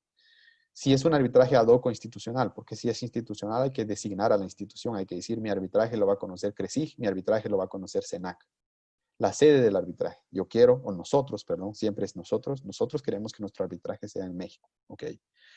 Derecho aplicable, queremos que se aplique no el Código Civil mexicano ni el guatemalteco, porque queremos estar en iguales condiciones los dos, entonces queremos que se aplique el Código Civil salvadoreño, ¿ok? Súper, ahí hay que ponerlo. El idioma, bueno, la verdad es que queremos que el arbitraje sea en francés. Pues perfecto, el arbitraje va a ser en francés. Cláusulas patológicas es otro tema. Las cláusulas patológicas son justamente aquellas cláusulas que no tienen todo ese contenido que les mencioné o que lo tienen de una manera incongruente, ambigua o ineficaz. Entonces, ¿cuándo hay cláusulas patológicas? Por ejemplo, imagínense, la cláusula 6 del contrato, tienen ustedes un contrato completo. La cláusula 6 dice, las controversias entre las partes se resolverán mediante arbitraje, punto. La cláusula 7 dice, nosotros, las partes, pactamos que cualquier controversia se va a resolver mediante tribunales ordinarios. Entonces, pero no se sorprendan del ejemplo. Se dan ese tipo de situaciones, sobre todo cuando los abogados utilizan contratos, los conocidos como machotes o borradores, y se les olvidó cambiar una cláusula o se les fue alguna cláusula, pues entonces tenemos grandes incongruencias y en una cláusula se dice que nos vamos a arbitraje y en la otra decimos que no, que nos vamos a la justicia ordinaria. Entonces, ¿qué pasa ahí? Es una cláusula patológica. Patológica significa que es una cláusula enferma. Cláusulas ambiguas que dicen las partes podrán ir al arbitraje, acudir al arbitraje, pero si así lo desean también podrán ir a la jurisdicción ordinaria. Entonces, o van al arbitraje o van a la jurisdicción ordinaria, pero ¿cómo vamos a saber entonces en qué momento lo van a decidir? ¿Cuál es la función de la cláusula? Si es ambigua, no tiene ninguna razón de ser. Y por último, quiero terminar con una breve, que nos va a tomar un minuto o dos, una breve referencia a cómo es un procedimiento de arbitraje. Bastante sencillo. Un procedimiento de arbitraje inicia con la solicitud de arbitraje o con la demanda de arbitraje. Se plantea la demanda. Cuando se plantea la demanda, por lo general de una vez el actor señala a su propio árbitro. La otra parte es notificada de la demanda y se le da un plazo para contestar la demanda y para nombrar a su árbitro. Entonces la otra parte contesta la demanda y nombra a su árbitro. Y hay dos árbitros. ¿Cuál es el siguiente paso? Estos dos árbitros tienen una reunión y pactan, se ponen de acuerdo para elegir a un tercer árbitro, que sería el árbitro presidente. ¿Ya? El árbitro presidente. Entonces se constituye el tribunal arbitral, se emite una resolución y dicen que se tiene por constituido el tribunal arbitral, los integrantes somos tal, tal y tal. Decimos que somos imparciales, prometemos la mayor y la estricta confidencialidad del caso, etcétera, etcétera, etcétera. Entonces, como ya tenemos demanda y contestación de demanda, entonces lo siguiente es establecer los términos de referencia del arbitraje. Los términos de referencia del arbitraje, o lo que se conoce en arbitrajes internacionales como el acta de misión. Es decir, ahí se pacta cuál va a ser la misión del tribunal arbitral y los objetivos del arbitraje. Entonces, es lo mismo. Términos de referencia y acta de misión es lo mismo. Entonces, ¿qué se hace ahí? En los términos de referencia o en el acta de misión se pone cuáles son los puntos litigiosos. Identificamos 4 puntos litigiosos. Una parte dice que hubo incumplimiento y la otra dice que no lo hubo. Una dice que tiene derecho a daños y perjuicios, la otra dice que no tiene derecho a daños y perjuicios. La otra, y así. Identificamos los puntos litigiosos que vamos a tener que resolver en el arbitraje. Todos se ponen de acuerdo, todos firman el acta de emisión o el acta de términos de referencia, incluyendo las partes, y sobre eso se basa el arbitraje. En los términos de referencia también si no hay un reglamento de arbitraje que desarrolla el procedimiento paso por paso, etapa a etapa, pues en esa acta se establece justamente cuáles van a ser esos procedimientos y cuáles van a ser esos pasos que se van a seguir. Entonces se establece, por ejemplo, bueno, vamos a iniciar el 30 de julio del 2020 con una audiencia para el diligenciamiento de prueba documental. Posteriormente, en agosto, el 5 de agosto vamos a tener el diligenciamiento de pruebas de testigos. El 10 de agosto vamos a tener declaración de partes y vamos a tener también presentación de informes de expertos. Por último, vamos a tener ya en septiembre, vamos a tener, por ejemplo, el 15 de septiembre, los alegatos finales de cada una de las partes. Y después de los alegatos finales, el tribunal arbitral deberá presentar el laudo arbitral a más tardar el 15 de noviembre del año 2020. Después de presentado el laudo arbitral, se notifica a las partes, el laudo arbitral se notifica a las partes y se establece un plazo también para que las partes puedan leer el laudo, conocerlo, y si tienen alguna duda para que el tribunal lo interprete, para que el tribunal lo aclare o lo amplíe, pues eso es lo único que se puede plantear ante el tribunal después del laudo. Después de eso, lo único que procede, el único recurso que actualmente procede en contra de un laudo arbitral es el recurso de revisión. Ese recurso es en Guatemala y en la mayoría de países del mundo. Ese recurso está contemplado en la Ley de Arbitraje de Guatemala.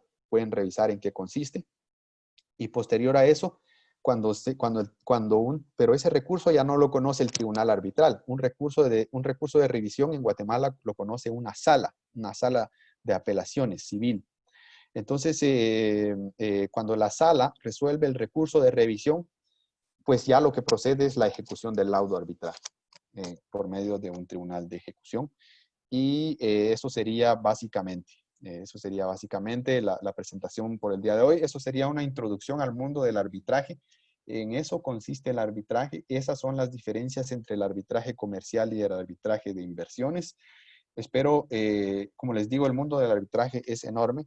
Es enorme. Yo les recomiendo a ustedes este libro que yo siempre le recomiendo a mis estudiantes de Derecho cuando empiezan una competencia de arbitraje, porque es el libro que yo utilicé en mi primer competencia de arbitraje, que es este.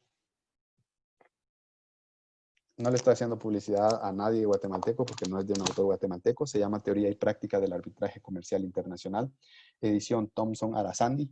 Es un libro bastante completo. Si se dan cuenta, aquí tenemos sobre arbitraje esto. Entonces, lo que vimos hoy son nociones generales sobre el arbitraje comercial, algunos puntos claves, unos puntos básicos. Seguramente dejamos un montón de temas fuera por cuestiones de tiempo y también principalmente por cuestiones de tiempo. Entonces, si tienen alguna pregunta, con gusto la resolvemos, y si no, pues realmente fue un gusto enorme poder haber estado con ustedes. Los felicito mucho por estar en este tipo de competencias. Creo que van a ser bastante, esta competencia y este tipo de actividades van a ser bastante provechosas para ustedes. Seguramente podrán en un futuro ver los frutos de todo esto. Después de esto van a tener ustedes aptitudes de investigación muy buenas. También sus aptitudes de oratoria van a mejorar bastante, su capacidad de análisis, de razonamiento jurídico, entre otros. Entonces, muchas felicidades de nuevo y fue un gusto. Muchas gracias, licenciado. Agradecemos su participación y gracias por esta excelente ponencia. Creo que todos los participantes del día de hoy creo que se llevan algo nuevo y agradecemos realmente porque todos los días aprendemos un poco más sobre el arbitraje comercial internacional. Tenemos unas preguntas. Entonces, la primera es, Marvin Domínguez dice, ¿podemos decir que el arbitraje es privado?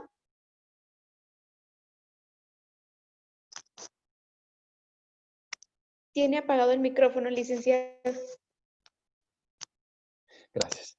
Sí, les decía que es correcto. Sí podemos decir que el arbitraje es privado siempre y cuando estemos haciendo referencia al arbitraje comercial. Acuérdense que les decía que las partes de este arbitraje, en un arbitraje comercial, son comerciantes, ¿verdad? A diferencia de un arbitraje de inversiones, donde las partes son inversionistas y estados. Entonces, un arbitraje comercial sí es privado. Ok, gracias. Bermanto dice, ¿por qué en Guatemala no se ha aprovechado eficientemente al arbitraje como método alternativo de resolución de conflictos? Mire, en realidad el arbitraje es un método bastante moderno de resolver controversias. El arbitraje pues es un método que en países como el nuestro pues no está todavía tan desarrollado. Parece que las clases en las universidades que incluyen arbitraje comercial son muy recientes. Entonces es cierto que en Guatemala pues no hay una práctica muy elevada o muy generalizada de arbitraje. Pero sí le puedo decir que hay bastantes arbitrajes.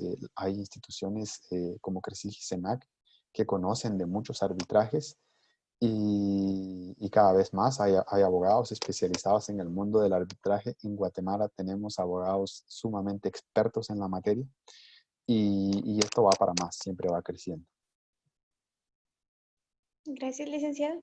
Juan Ruiz Che pregunta, ¿la cláusula arbitral deben de ser acorde a circunstancias coherentes y razonables en las cuales ninguna de las partes esté desfavorecida?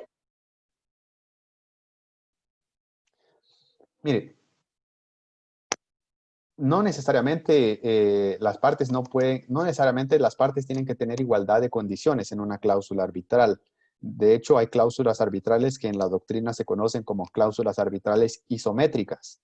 Eso significa que las partes que pactan una cláusula arbitral no tienen los mismos derechos. Entonces, por ejemplo, una de las partes se reserva, o por ejemplo, se le da el derecho a una de las partes de decidir si antes del arbitraje va a haber un procedimiento de conciliación que va a durar 30 días, por ejemplo, o no, pero esa decisión le va a concernir únicamente a una de las partes.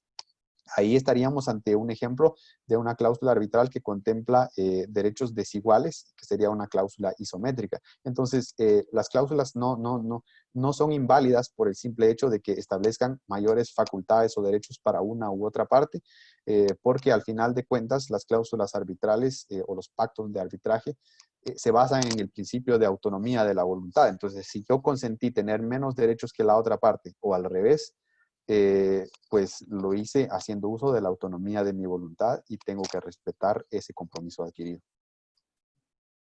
Gracias, licenciado. Y Catarina pregunta cuál es el nombre del libro. Apunte. Se llama Teoría y Práctica del Arbitraje Comercial Internacional. La edición Perdone. busquen la más reciente, pero la editorial es Thomson con TH, Thomson, Arasandi con Z, Thomson, Thomson, Thomson, Arasandi con Z. Y los autores son Alan Redfern, Martin Hunter, Nigel Blackaby y Constantin Partasides. Gracias. Y tenemos a un participante que quiere activar su micrófono. Es Juan González Chojolán. ¿Puede activar su micrófono para hacerle directamente la pregunta a usted? Claro. Gracias, muy amable. Mucho gusto. Yo tengo algunas preguntas que anoté. La primera es, ¿hay o existe algún tipo de herramienta que se utiliza para el tema de la confidencialidad y de no cumplirse este tema de la confidencialidad de cualquiera de las partes o incluso de los árbitros? ¿Qué implicaciones legales tendría? Ok, excelente pregunta, excelente pregunta. Mire,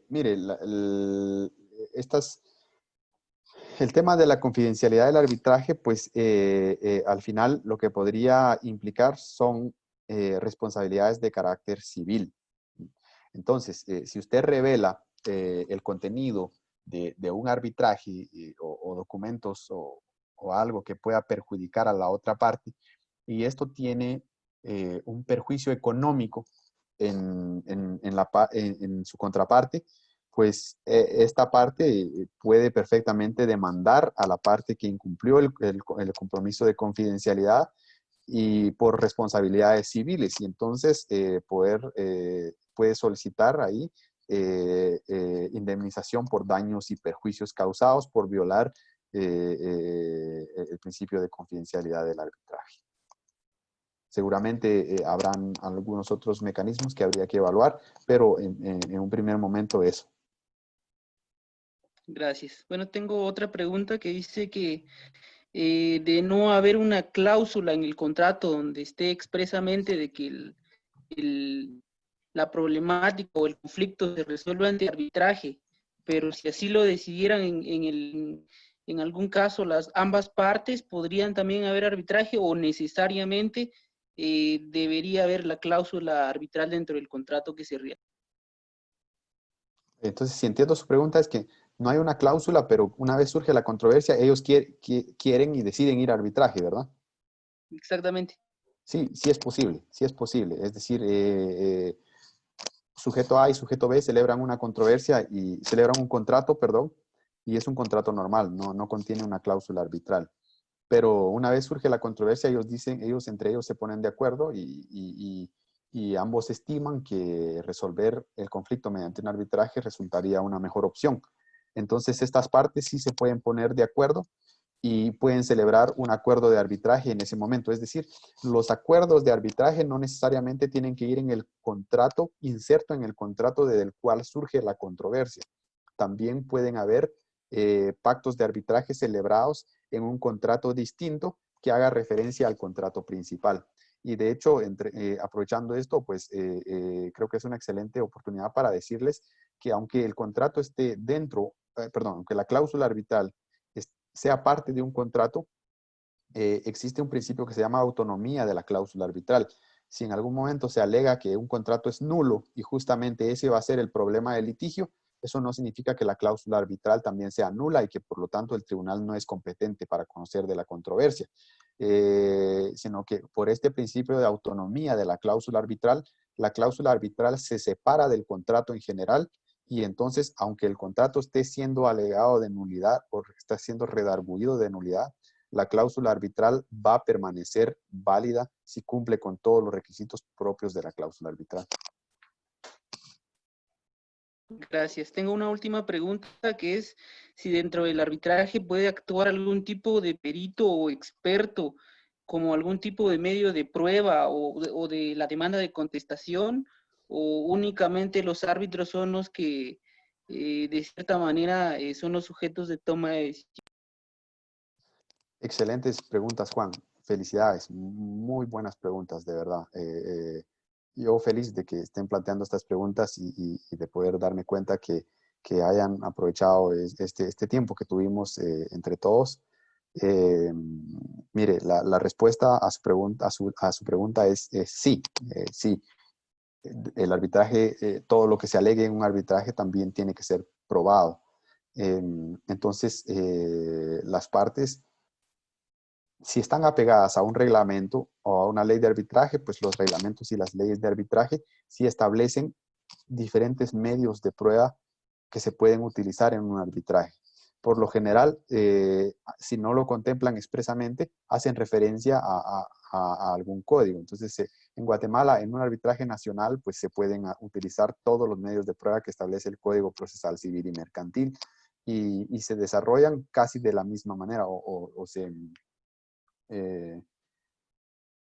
diligencian casi de la misma manera que un procedimiento normal, pero sí, perfectamente se puede. Y las partes también pueden hacer lo contrario, es decir, excluir medios de prueba y decir, en nuestro arbitraje no queremos que haya declaraciones de testigos, no es necesario. Vamos a perder el tiempo ofreciendo testigos. Nuestro arbitraje se basa en un conflicto que se puede probar perfectamente con documentos, entonces no vamos a perder tiempo en eso, excluyamos a los testigos. Y si se pone eso en los términos de referencia de los que les hablé al inicio, o el acta de emisión del tribunal arbitral, pues ya no podrían posteriormente presentar alguna prueba relacionada con testigos porque ya lo excluyeron. Entonces, se puede agregar o excluir, pero la respuesta es que sí, perfectamente se puede probar por todo tipo de medios de prueba, usando cualquier medio de prueba.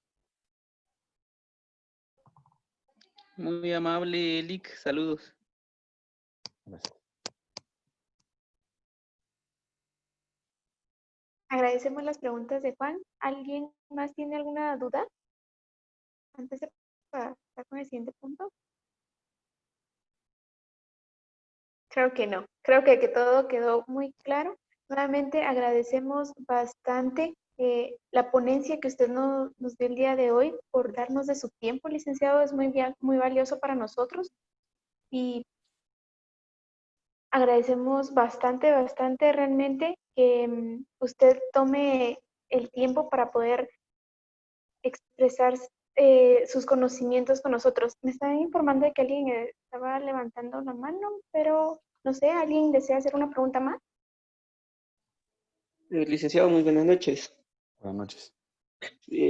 Respecto a la pregunta que el compañero Juan lanzaba hace un momento sobre los peritos, pues la verdad es de que me encuentro un poco confusa la respuesta, ya que usted nos decía que si al caso nosotros necesitábamos una persona experta, según el tema que íbamos a tocar, lo podíamos nombrar árbitro. Entonces, pienso que al agregar un perito, sería como que cargar más el proceso sobre el arbitraje. Ok. Sí, entiendo el origen de su confusión, pero realmente, mire, es una posibilidad.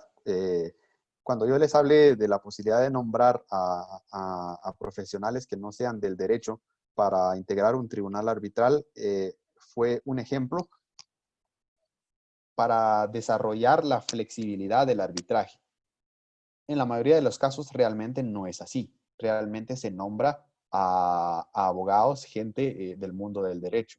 Entonces, en muchos casos, sí es sumamente necesaria la prueba pericial, sobre todo cuando se trata, por ejemplo, de arbitrajes en los que en materia de construcción o arbitrajes sobre compra y venta de mercaderías, de equipo técnico como computadoras, equipo de tecnología, cámaras de seguridad, etcétera, o algún tipo de hardware, de software. Entonces, obviamente, para poder demostrarle al tribunal arbitral que si celebramos un contrato de software, yo le pedí a una entidad que me desarrollara un programa que fuera capaz de llevarme la contabilidad de mi empresa. Y esta entidad me desarrolla un programa de software bueno, pero que no tiene la capacidad de llevarme justamente, según mis argumentos, la contabilidad muy específica de mi empresa, porque yo me desarrollo o mi giro de negocios es exclusivo. Entonces, se puede alegar ante el tribunal arbitral que el software que se me vendió es un software que no cumple con las características que fueron requeridas al inicio, pero no basta con argumentárselo y decir, mire, esto no cumple con las características. Necesitamos un experto que diga, un ingeniero en informática, un desarrollador de software que diga, mire, realmente el software que están presentando aquí hace esto, esto y esto. Y no puede hacer esto, esto y esto. Entonces, va a quedar mucho más claro para el tribunal arbitral que en la mayoría de casos no van a ser ingenieros, no van a ser arquitectos. Es muy raro que alguien se arriesgue a eso, pero sí existe la posibilidad y se lo mencioné como una posibilidad y lo sigo sosteniendo, pero sí no es para nada contradictorio. Acuérdese que no importa si el tribunal arbitral es un tribunal experto o es un tribunal, o sea, conformado por peritos en la materia que se está tratando, o si son abogados, independientemente de la profesión de los árbitros, existe el principio de que lo que se alega se tiene que probar, ¿verdad? Las pretensiones que tenemos en un proceso las tenemos que probar. Entonces, independientemente de la pericia del árbitro. Entonces, no es nada contradictorio que sí se utiliza la prueba pericial en el arbitraje. Gracias, licenciado, y muy amable, me sacó la duda, disculpe. Con gusto, para eso estamos. Muy bien. ¿Alguna otra duda?